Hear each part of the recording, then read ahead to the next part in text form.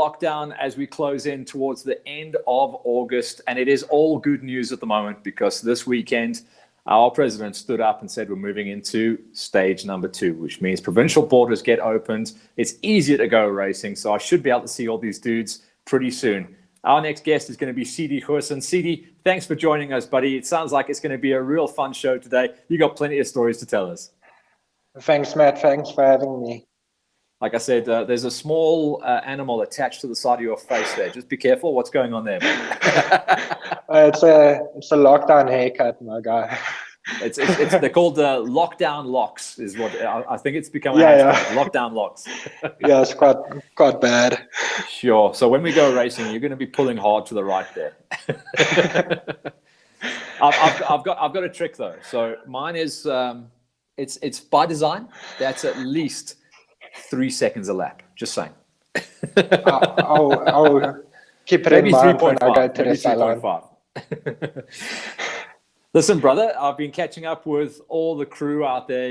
I know you've been one of the big fans of the Live on Lockdown, so it's cool to have you here. Yeah. What have you been up to during these, can you believe it, 5 months, brother? 5 months.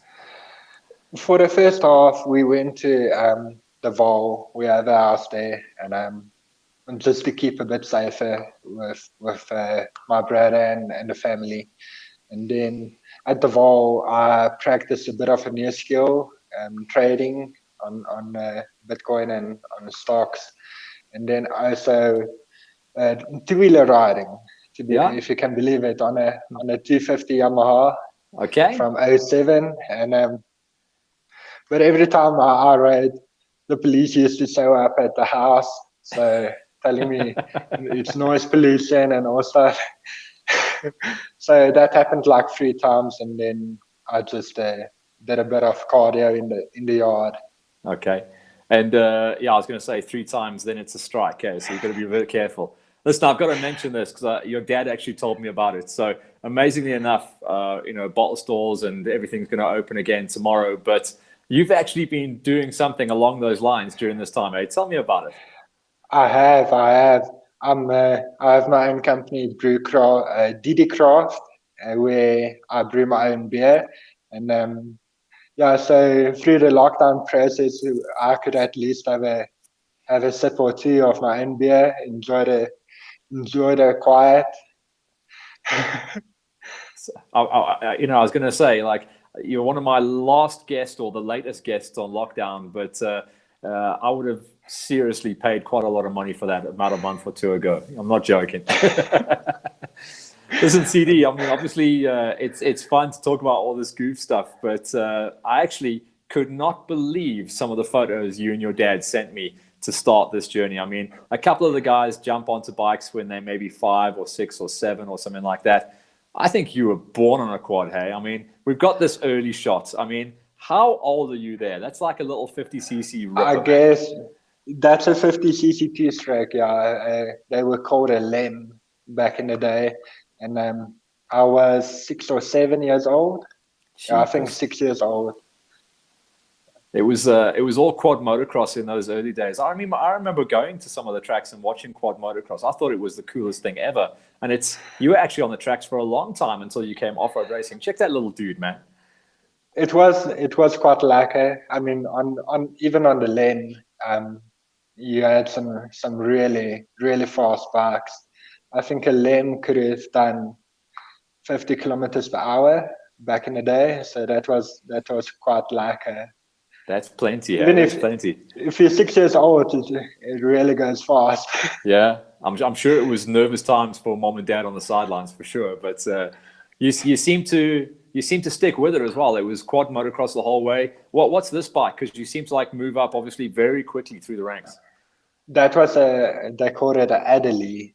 And I think that was a 70cc power drive motorcycle. Also, apparently a pure race bike from the States. Yeah, man. In those days then, when you were coming through those motocross quad ranks, a lot of the times when I speak to the guys that came through, they always come through with another dude. There's always a guy that was on the same gate with them. Are you still racing or buds with any of the guys that you were still on those old motocross gates with?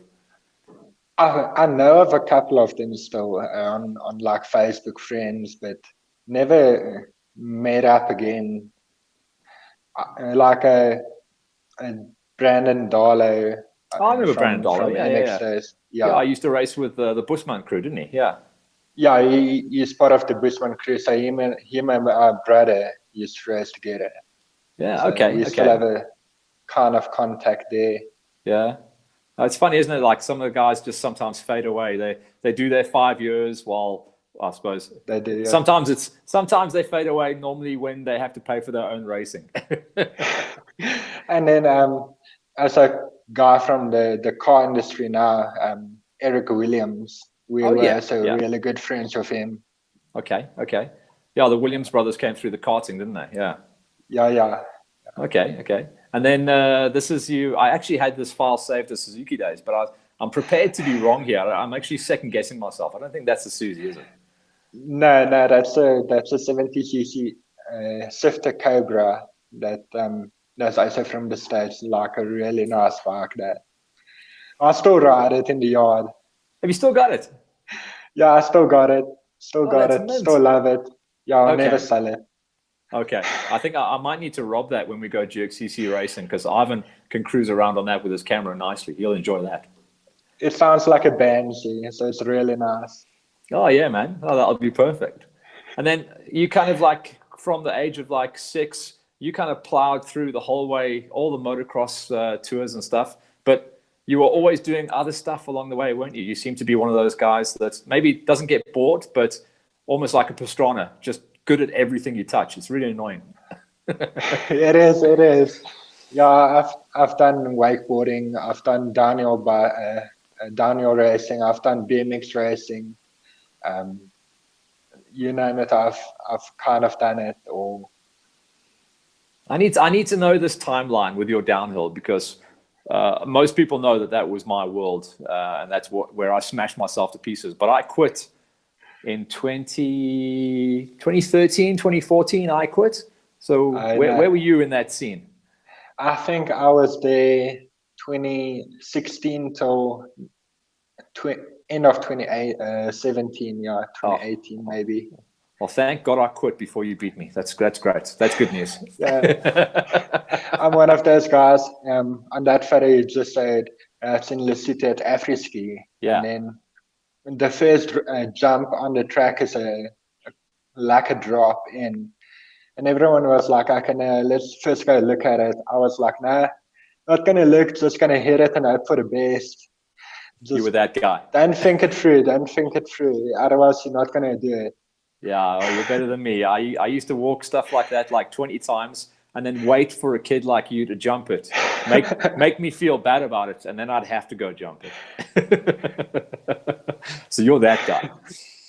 Yeah, And I'm that listen, guy. I marked one of the files that you sent me as like Quad Pro because we were checking out these pictures. I mean, you are factoried up to the max here. Check that situation. That looks like we're racing AMA. What's the story there? That's sponsored by mom and dad only. Eh? Okay, That was okay. on. That was, I think that was Petersburg, and Yeah. yeah, as I saw my 70cc, and that was amazing. Those were the best days of racing for me. Yeah, The man. days I No. wasn't scared of anything. Uh-huh. Just Bulletproof. hear it and never thought I would have made it. It seems like after these days, though, I mean, we've also got like loads of pictures from the Petersburg events, and that seems to be where you kind of nailed down a lot of your championships and stuff, hey? Because you did walk away with a I've couple of titles. I've walked in '08. I had the national championship of the 70cc sifter class, which was quite nice. Never expected it to happen, and just made it do. At We that got race, yeah. I was my bike broke, and so we quickly had to work on the motor, and I had to get my practice heats in. And then my dad said, "Okay, the 450 is here, just take it out." And then I missed the kids' practice lap, so we went out on a 450 with the big oaks, Eric Williams, Brian Bergrana, and Busman, and I was jumping everything. And the guy came to my dad and said, "What's Low doing on the 450, my brother?"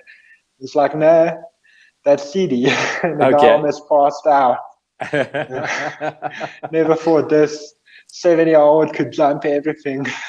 Just so you could get your practice laps. And then, did you get the motor repaired to race the juniors, obviously? Yeah, at least. I can't remember my placing, but it was still a good race. Imagine you coming back to the pits and Dad's hands are just bleeding, you know. Listen, it's you know, we talked a little bit about you really were a superstar of the quad motocross scene back in those early 90s days, but you started to eventually discover the off-roads, and you know, you jumped across to the big 450 Yami. I think it's a 450 Yami, am I right? Yeah, it is. So this was the beginning of what we now know as CD. I mean, you were still very much a beginner as far as the off-road situation goes there, right? Yeah, I don't even think if I heard a race was 150 k's long, I thought, no, that's a bit too far. And yeah, that was at Boskoop, the Lente Vaartwedren in 2018. That was my first off-road race I've ever done. I kind of half remember you. I remember you because of like certain things. I remember that photo coming up with a big kicker, and I remember you as one of the few quad guys that was running with the AGV helmet. So stuff like that stood out for me. Yeah. And then I remember your name obviously coming up on the score sheets and stuff like that, but it maybe wasn't like the results straight away that you would have hoped for. Hey, like it took a while to start banging the podiums. It really did take a while. Not to lie. At Boskoop, Boskoop was quite easy. I think I placed, and I was in the under 18 category, so I placed first in my category. But overall, I reached fourth. Mm-hmm. So it wasn't the best for amateur race. And then I went to GXCC racing with my uncle Peter Hall, and since then I started feeling for the GXCC. I started placing 6 or 7. And the top 10 was quite nice for me. Yeah. And then stuff started rolling in 2019. Big Peter Hall's your uncle. Yeah, it is. Okay. All right. Now it's starting to all make a little bit more sense now. Okay. All right. So I get that. He introduced me to MX back in the day. All right. Okay. How did he used to ride motocross if he can only sit down? I don't get it. I think, to be honest, I think he did flat track racing, and we went to a flat track, and then we heard, listen, there's MX as well. And then we thought, okay, we're going to take a look at that. It looked a bit more fun. Mm-hmm. Then we started doing MX. Okay. Let's jump forward to then a couple of years ago when kind of like the CD that I know now was the KTM CD. But that first year you kind of were developing those bikes, and I remember you had a ton of mechanical issues, didn't you? The first year we raced the KTM was the 5-to-5 that motorcycle, which turned out to be Keenan Hanlon's 5-to-5 or Keenan Hanlon's KTM, and then we started thinking, but this motor is just not competitive enough for the Q2 class. And then we thought, let's go and talk to Nathaniel at Fast Start. And then he said he always had a vision of putting a 500 motorcycle engine into a quad. And then we were just smiling all the way, thinking this is the solution to racing competitive. And then in the first year, we had not a lot of motor issues, but more like nerve bars coming off or the motor coming loose from the vibration. This is definitely got a story to tell. Hey, shouldn't there be some handlebars on that thing? It is a story. That's the 5-to-5 at Boskoop, where I took the whole shot. I was first for the first 5Ks, and then I wanted to turn, and I realized there's no steering anymore. So because I rolled the motorcycle, I think a month or two before, then luckily my brakes are still connected. I could stop, and there was it wasn't like a.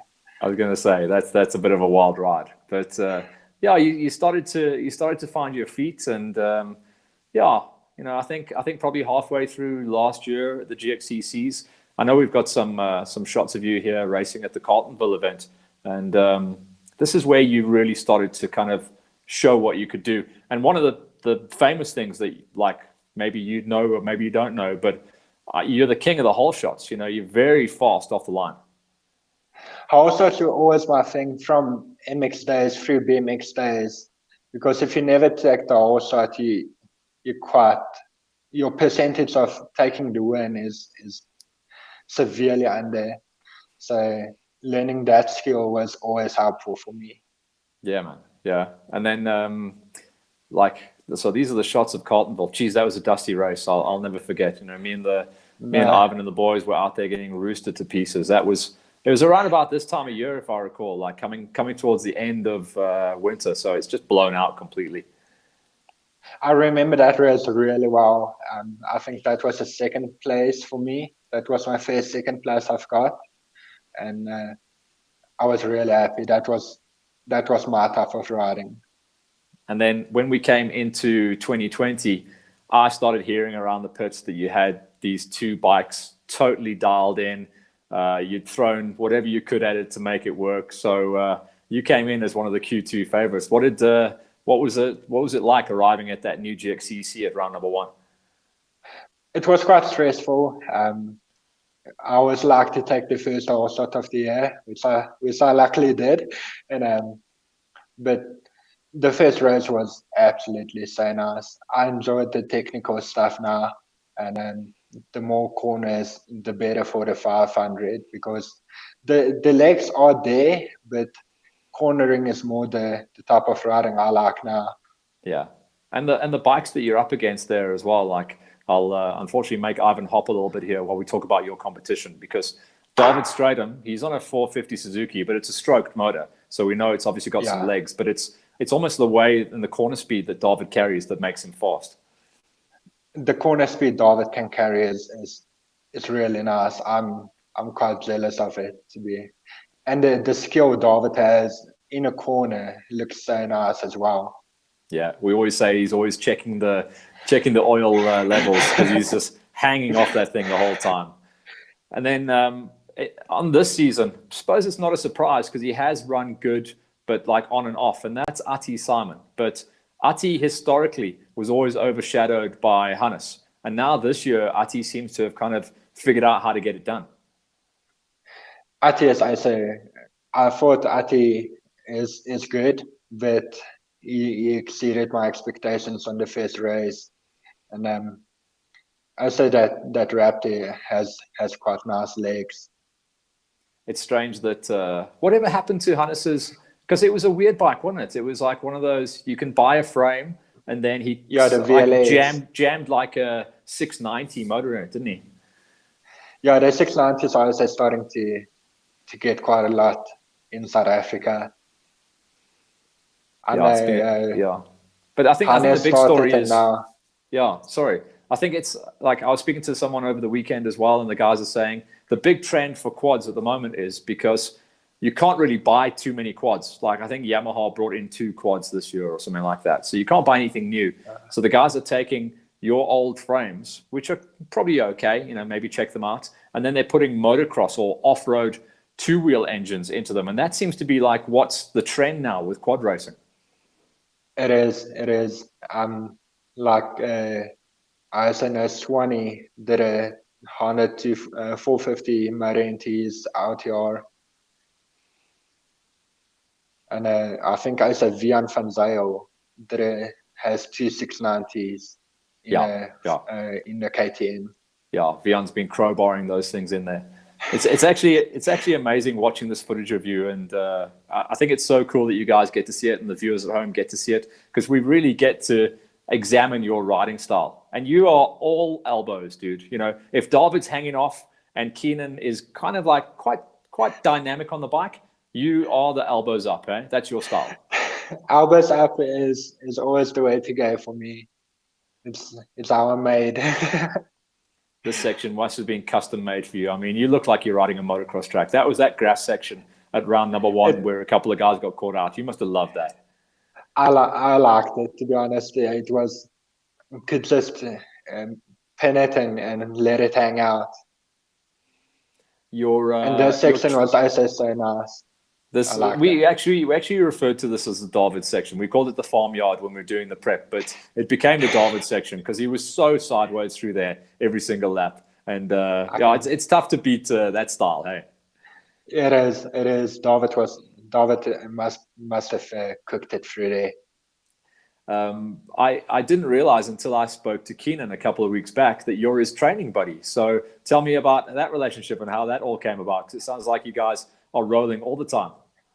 It's quite a funny story. I was on my way to Babsfontein to go and train on a Saturday, and Keenan's dad was at the petrol station where I filled up, and he's like, "Is that one of those KTM bikes?"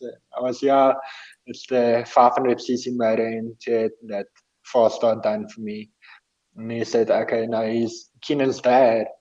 And then we said, "Okay, yes, we have to make plan to go and train together." And he said, "Cool, I'll let him know." And shortly afterwards, we went to Bronx for the first time, and since then we clicked and we started training together and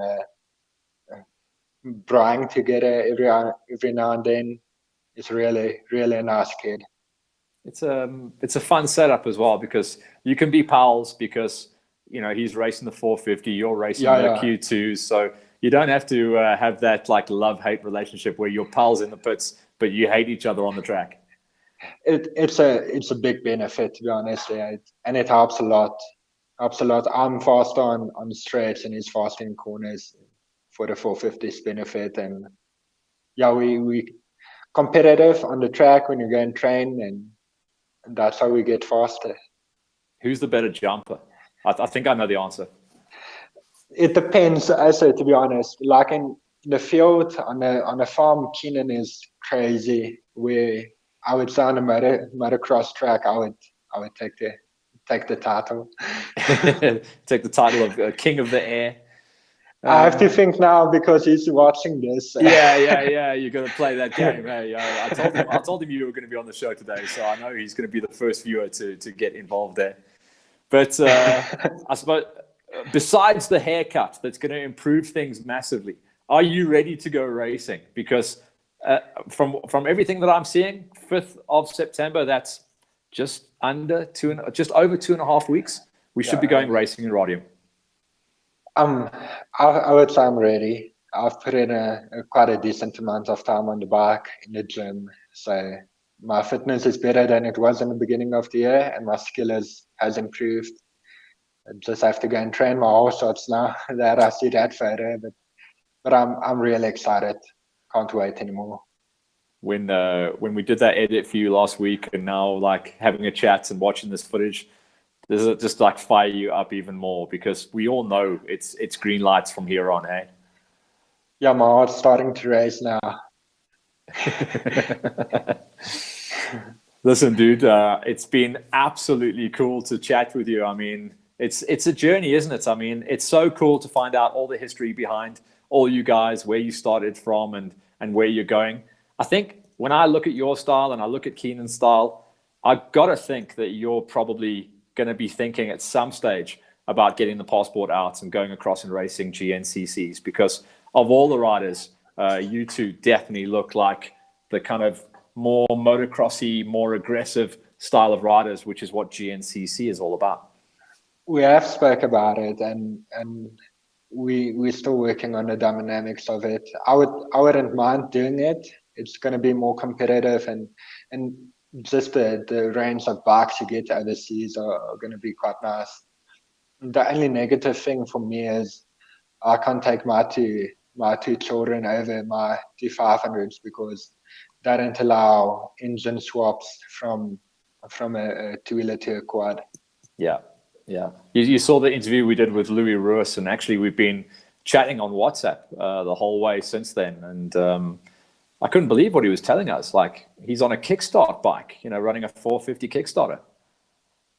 Yeah, it's for the engine's dead start. You reckon I Kick's a also little bit? You think Kick is faster than the push button? You think?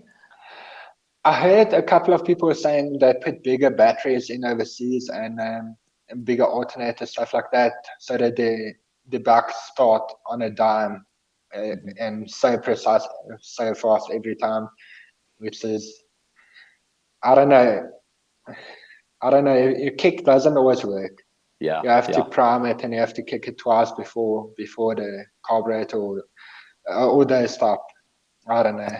I'll tell you what, you would seriously need a whole shot at GNCC Racing, because every one of those gates is like 50 quads deep. And they're so dirty.